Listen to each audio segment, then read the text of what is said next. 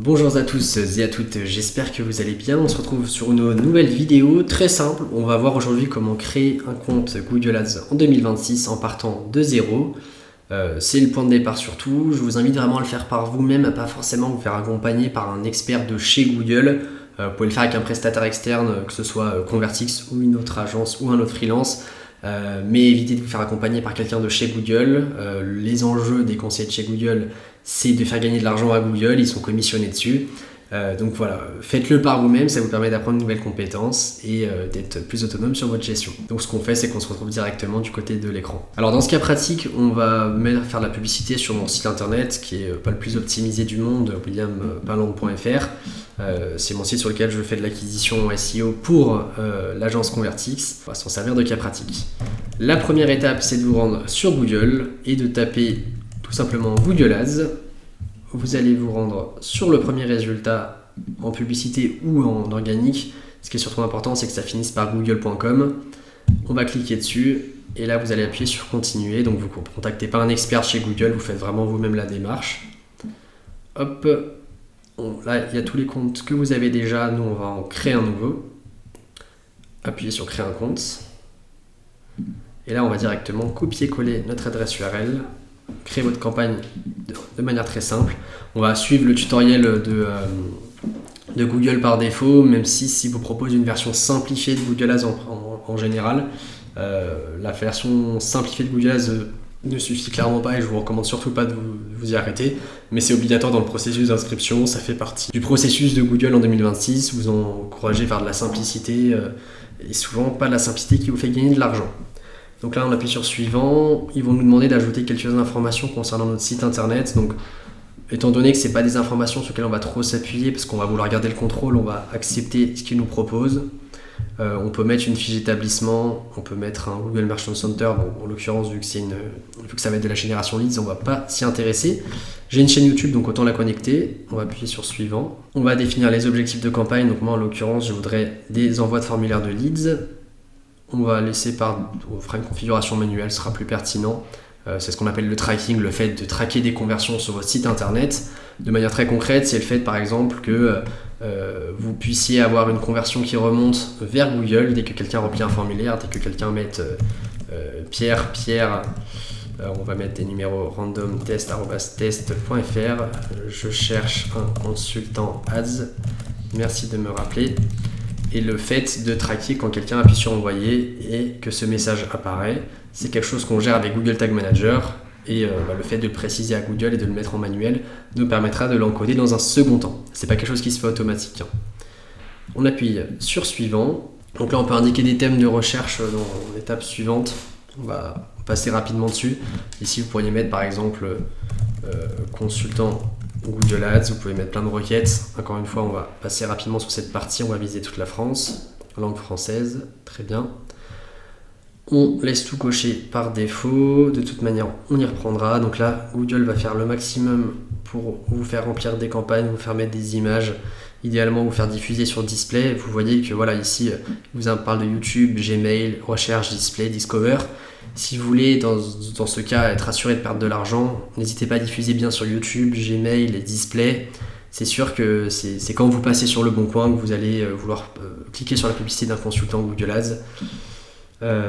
Donc voilà, on passe par la suite. On va vite passer toutes ces étapes un peu bullshit pour ensuite avoir accès à l'interface. Alors, il nous demande de faire du remplissage. On va mettre freelance Google Ads, intervenant Google Ads, et l'objectif c'est de passer le plus vite possible à l'étape d'après qui nous permettra de supprimer justement cette campagne pas très utile. Il nous demande de remplir des informations. Allez, on va le faire rapidement.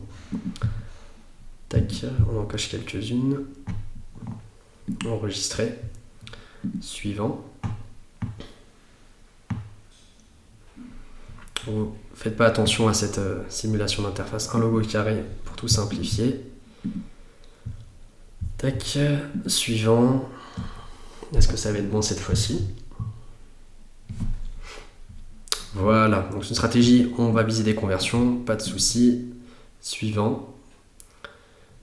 On va mettre un budget. Alors rappelez-vous que le budget que vous indique que Google vous recommande est clairement aléatoire. On va mettre 10 € juste pour l'exemple.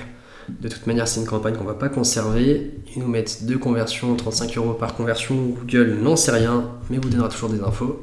Je t'arrête 2 minutes pour te dire que j'ai cofondé Convertix, qui est une agence spécialisée sur Meta et Google Ads. On accompagne plus d'une 60aine de clients. Ça peut potentiellement t'intéresser si tu veux un audit ou juste en savoir plus sur ce qu'on fait. Bonne vidéo. Et c'est là qu'on va pouvoir ajouter la partie paiement. Donc c'est là où il faut remplir correctement le tout. Donc si vous avez une offre de lancement, un code de l'offre, vous pouvez le mettre. Là, vous allez pouvoir créer un profil de paiement. Donc moi, j'ai déjà des comptes enregistrés. On va les laisser par défaut. Si ce n'est pas le cas de votre côté, vous pouvez les remplir. Là, il y a 2 manières de le faire. Soit vous mettez une carte bleue, soit vous mettez un RIB. En général, chez Convertix, on est quand même plus fan du fait de mettre des RIB pour éviter tous les problèmes liés au plafond des cartes bleues.